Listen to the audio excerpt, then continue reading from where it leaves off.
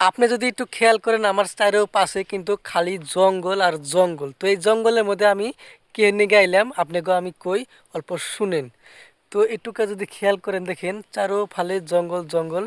তো এই জঙ্গলের মধ্যে আহার একটাই উদ্দেশ্য যে মানুষের সামনে যদি আমি ভিডিও বানাই তো মানুষ আমাকে নিয়ে অনেক হাসাহাসি অনেক ঠাট্টা করে।